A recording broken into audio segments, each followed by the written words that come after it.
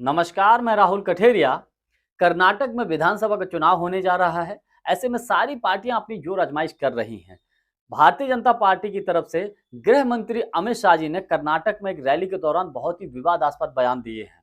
मतलब एक गृह मंत्री को इस प्रकार के बयान बिल्कुल भी शोभा नहीं देते हैं।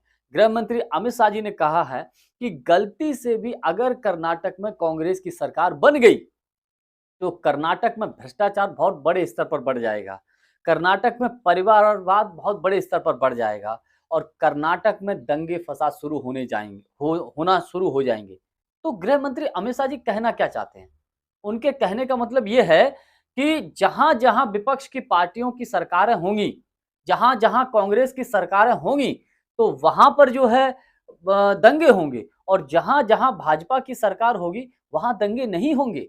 क्या गृह मंत्री जी ये समझाना चाहते हैं? ये देश के कर्नाटक की जनता को बताना चाहते हैं? मेरा मानना है कि देश के गृह मंत्री के इस प्रकार के बयान शोभा नहीं देते। देश के गृह मंत्री का काम होता है देश में कानून व्यवस्था को सुदृढ़ तौर पर व्यवस्थित बनाए रखना। अब अगर गृह मंत्री अमित शाह जी की ही बात को मान लें, तो कर्नाटक में भ्रष्टाचार का क्या आलम है? रेड्डी बंधुओं का कर भ्रष्टाचार तो सभी को पता है कर्नाटक में क्या हाल किया था। येदियुरप्पा जी के ऊपर कर भ्रष्टाचार के कितने गंभीर आरोप लगे थे, ये भी सभी को मालूम है। और कर्नाटक में वर्तमान जो बोम्मई जी जो मुख्यमंत्री हैं, उनके ऊपर कितने भ्रष्टाचार के गंभीर आरोप लगे हैं, सभी जानते हैं। 40% कमीशनखोरी की सरकार कहा जा रहा है कर्नाटक की जनता के सभी के जवान पर है। 40% कमीशन की सरकार, ठेकेदारी में कोई काम होगा तो 40% सरकार को कमीशन दिया जाए। और पेसीएम का तो बोर्ड जगह जगह लगा हुआ है, पर्चे चिपकाए हुए हैं। तो गृह मंत्री जी ये कहते हैं कि साहब भ्रष्टाचार में आ जाए, कांग्रेस आ जाएगी तो भ्रष्टाचार शुरू हो जाएगा। अरे भाजपा से अधिक वहां भ्रष्टाचार कहां देखने को मिला है?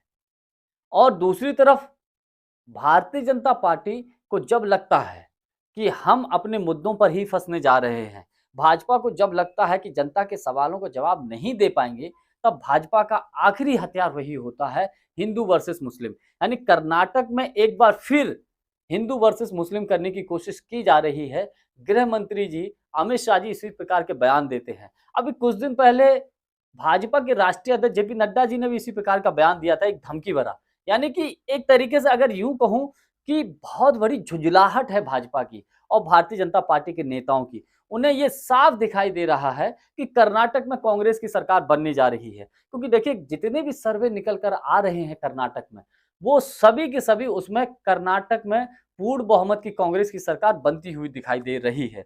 ऐसा नहीं है कि सिर्फ गोदी मीडिया के चैनलों के सर्वे जो हैं वही कांग्रेस की सरकार को बनता हुआ दिखाई दे रहे हैं। कर्नाटक में जो लोकल की एजेंसियां हैं, कर्नाटक में जो लोकल के न्यूज़ चैनल्स हैं, उन्होंने भी जो सर्वे किए हैं, उनमें भी कांग्रेस की सरकार बनती हुई दिखाई दे रही है। यानी कि कर्नाटक में सत्ता विरोधी बहुत भयंकर तरीके से लहर है।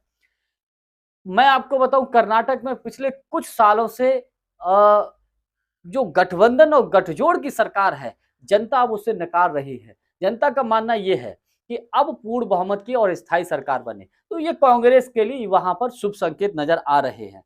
लेकिन एक तरीके से ये कहा जाए कि भाजपा की जो टॉप लीडरशिप है, भाजपा की जो केंद्रीय नेतृत्व है, वो वहां पर कर्नाटक में एक विवादास्पद बयान दिलवा रहे हैं, यानी कि वहां पर नेता थोपे जा रहे हैं।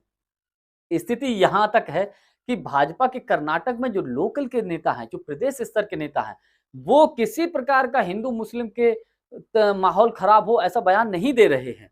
लेकिन भाजपा का जो केंद्रीय नेतृत्व है वो इस प्रकार के बयान देते हैं जो कि माहौल हिंदू वर्सेस मुस्लिम है। मैं आपको बताऊं येदियुरप्पा जी की अगर बात कर ले, भले ही भ्रष्टाचार के आरोप लगे हों, लेकिन येदियुरप्पा जी ने कभी कोई शायद ही ऐसा कोई बयान दिया हो जिससे माहौल खराब करने वाला हो। स्वयं मुख्यमंत्री बोम्मई जी कभी कोई ऐसा बयान दिए हो जिससे कि माहौल खराब करने की बात हो। अभी उन्होंने तो एक इंटरव्यू में एक पत्रकार को झाड़ तक दिया, एक डांट भी लगा दी कि जब उनसे सवाल पूछा गया तो उन्होंने कहा कि मुझे मालूम था कि आप ये सवाल पूछने वाले हो। यानी कि कर्नाटक की जो लोकल की लीडरशिप है वो नहीं चाहती कि इस मुद्दों पर चुनाव लड़ा जाए।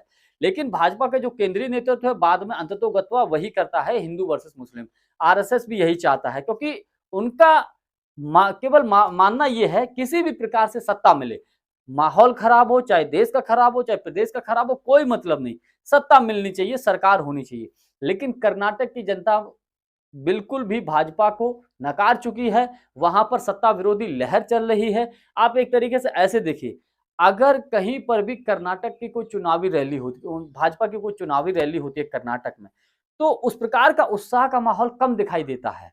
जो होना चाहिए, जिसकी सरकार बनती हुई दिखाई देती है, उस प्रकार का कम दिखता है। लेकिन जब कांग्रेस की कोई रैली होती है, जहां राहुल और प्रियंका पहुंचते हैं, तो वहां पर आप उत्साह देखिए, लाखों-लाखों की भीड़ होती है। दूसरी तरफ भाजपा के कई नेता ऐसे हैं जो भाजपा को छोड़ चुके हैं करना और कांग्रेस में शामिल हो चुके हैं। यहां तक कि भारतीय जनता पार्टी के पूर्व मुख्यमंत्री तक कांग्रेस में शामिल हो चुके हैं और उन्होंने सीधा आरोप लगाया भाजपा के नेताओं के ऊपर कि उन्हें वो सम्मान नहीं मिल रहा था, उन्होंने भ्रष्टाचार नहीं किया था, इसलिए मजबूरन उन्होंने भाजपा को छोड़ दिया, कांग्रेस में शामिल हुए। तो कहने का मतलब ये है कि देखिए, जो चुनाव लड़ना चाहिए, जनता से जुड़े हुए मुद्दों पर लड़ना चाहिए।